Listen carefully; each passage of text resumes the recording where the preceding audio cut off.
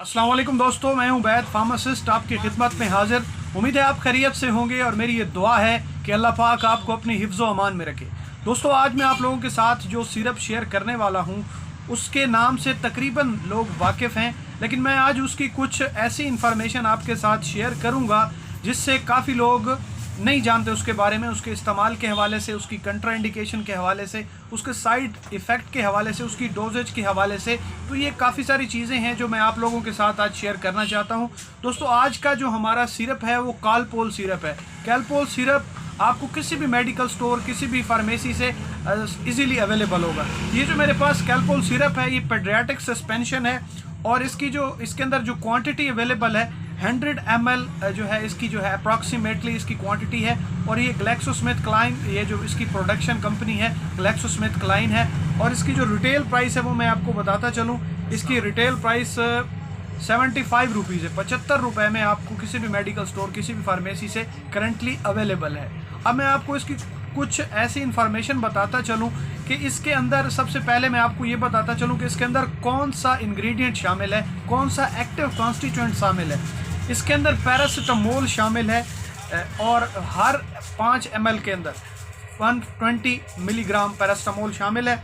और उसके साथ साथ मैं आपको इसकी ये इन्फॉर्मेशन बताता चलूँ कि इसकी जो इंडिकेशंस हैं, इसको किस किस सूरत हाल में इस्तेमाल किया जा सकता है और ये किस लिए इस्तेमाल किया जाता है और किस लिए प्रिस्क्राइब किया जाता है। इसकी सबसे पहली जो इम्पॉर्टेंट चीज़ है वो है रिड्यूसिंग द फीवर। आपने बुखार को कम करना है। Reducing the fever indicated for reducing the fever and post vaccination reaction. Post vaccination reaction का मतलब ये है कि अक्सर औकात जब वैक्सीनेशन की जाती है, मुख्तलिफ़ किस्म की जो वैक्सीनेशन की जाती हैं, तो उसके बाद जो है बुखार की सूरत हाल होती है या जिस्म गर्म होता है, तो इस तरह की जो सूरत हाल होती है उसके अंदर भी पोस्ट वैक्सीनेशन के अंदर भी इस्तेमाल किया जाता है। Also indicated for the relief of pen associated with common cold.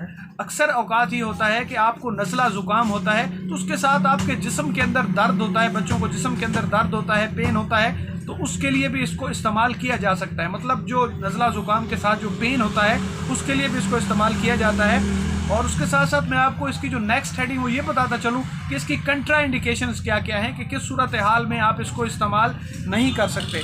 Calpol is contraindicated in the patient with previous history of hypersensitivity to paracetamol of excipient. अब कुछ लोग ऐसे होते हैं जिनको अगर पैरासीटामोल दी जाए तो उनके अंदर हाइपर सेंसिटिविटी रिएक्शन स्टार्ट हो जाते हैं। हाइपर सेंसिटिविटी रिएक्शंस को मैं आसान अल्फाज में ये कह सकता हूँ कि उनको इस पैरासीटामोल से एलर्जी होती है, मतलब उनकी बॉडी उसको एक्सेप्ट नहीं करती है। आम अल्फाज में आपको यही बताता चलूँ कि हाइपर सेंसिटिविटी का मतलब ये है कि कुछ ऐसे लोग होते हैं जब वो पैरासीटामोल टैबलेट, सिरप या किसी भी फॉर्म में लेते हैं तो उनको एलर्जिक रिएक्शन स्टार्ट हो जाते हैं। तो ऐसे पेशेंट के अंदर कालपोल कंट्रा इंडिकेटेड है। ऐसे पेशेंट को आपने कालपोल नहीं देना जिसके अंदर हाइपर सेंसिटिविटी रिएक्शन क्रिएट होते हैं। अब इसकी जो प्रिकॉशंस और वार्निंग है वो मैं आपके साथ शेयर करता चलूँ। If you have been diagnosed with liver और किडनी इम्पेयरमेंट, अगर खुदा न खास्ता किसी मरीज़ के अंदर किडनी या लिवर ट्रांसप्लांट का इशू चल रहा है या उसकी इम्पेयरमेंट चल रही है, उसके डिस्टर्बेंस क्रिएट हो रही है, तो उसके अंदर भी इसके अंदर भी उसको आपने प्रिकॉशन के साथ यूज़ करना है और उसकी वार्निंग्स हैं।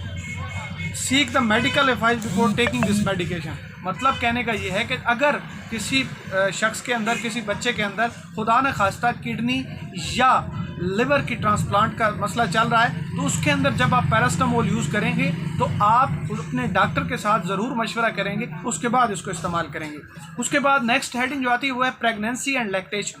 प्रेगनेंसी और लैक्टेशन मतलब जो दूध पिलाने वाली माएँ होती हैं या जो माएँ हमला होती हैं उनके हवाले से पैरासीटामोल या कालपोल की जो है क्या उसके हवाले से क्या गाइडलाइन है। Humans and the animal studies have not identified any risk to the pregnancy और एम्ब्रियो फ्यूटल डेवलपमेंट। मतलब जो डेवलपमेंटल स्टेजेस होती हैं बच्चे की या उसके बाद की जब बच्चा पैदा हो जाता है, जो लैक्टेटिंग मदर होती हैं, जो बच्चों को दूध पिला रही होती हैं, स्टडीज़ ये शो करती हैं कि इतना ज़्यादा रिस्क फैक्टर इसके अंदर नहीं है, आप दे सकते हैं उस कंडीशन में प्रेगनेंसी और लैक्टेशन की शक्ल में।